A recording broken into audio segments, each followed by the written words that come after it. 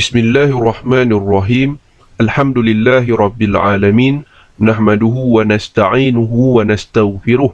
Wa na'udzu billahi min syururi anfusina wa min sayyiati a'malina. Man yahdihillahu fala mudhillalah wa man yudlil fala hadiyalah. Ashhadu an la ilaha illallah wa ashhadu anna Muhammadan abduhu wa rasuluh. Amma ba'. Assalamualaikum warahmatullahi wabarakatuh kepada penonton Inspirasi Ilmu sekalian. Saya Saiful. InsyaAllah pada kali ini kita akan melihat sebuah video yang telah dimuat naik. Ya, kita ingin membuat satu reaction kepada video yang telah dimuat naik oleh seorang YouTuber daripada Indonesia. Satu video fitnah kepada golongan-golongan Salafi.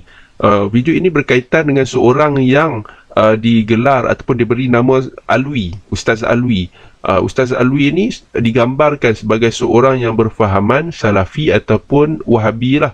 Jadi mereka datangi Ustaz Alwi ini di rumah Ustaz Alwi, kemudian mereka berbincang. Dan di situ ada juga seorang yang bernama Ustaz Abdul Khair yang digambarkan bermanhaj aswaja ataupun kita boleh katakan bermanhaj mengikut uruf setempat Indonesia lah.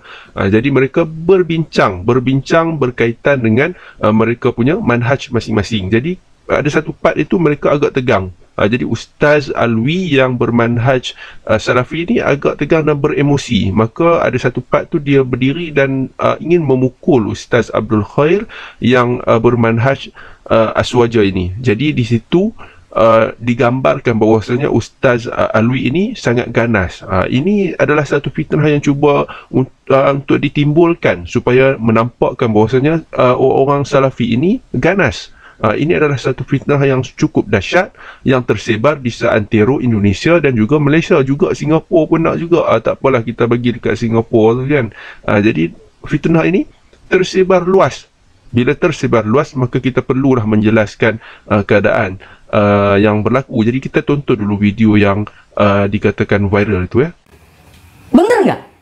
Ayo coba ngomong ya. Pokoknya Nanti dulu, sabar dulu. Saya bisa seperti ini. ada lagi Coba. Kan lucu. Kan kita kan Fitnah ini telah dibuat oleh sebuah YouTube channel daripada seberang, daripada Indonesia, iaitu Sapulidi Channel, dan telah tersebar di seluruh Indonesia dan juga Malaysia, termasuklah Singapura. Jadi watak di dalam video itu iaitu Ustaz Alwi, iaitu seorang yang digambarkan sebagai berfahaman Salafi, padahal bukan. Padahal dia adalah berfahaman ataupun daripada jemaah tabligh di Indonesia. Kemudian Ustaz Abdul Khair ini digambarkan sebagai aswaja, seorang ustaz aswaja yang cuba berdebat dengan Ustaz Alwi ini. Jadi sebenarnya Ustaz Abdul Khair ini adalah seorang penjual golok ataupun parang di Indonesia. Tapi malangnya di Malaysia ni ada sebahagian YouTuber cuba menyebarluaskan lagi fitnah-fitnah ini dan percaya bahawasanya itu adalah realiti ataupun perkara yang sebenar berlaku. Jadi ada di antara YouTuber Malaysia ni, di antaranya ialah Dr. Nasir Vlog dan juga Rafi daripada Singapura. Mari kita tengok dululah apa yang kata Dr. Nasir dalam vlog beliau. So, saya jumpa satu video daripada Indonesia dan memang betul pada jangkaan saya lah. Ya. Ada sebahagian lah, segelintir bila mereka tu belajar kefahaman Wahabi ataupun belajar Tauhid 3. Tauhid 3 tu mereka mungkin berbai'ah ataupun mungkin menerima kononnya ilmu lah Tauhid 3 tu ke. Tiba-tiba mereka bertukar karakter jadi seorang yang ganas. So kita tengok satu video ni daripada Indonesia.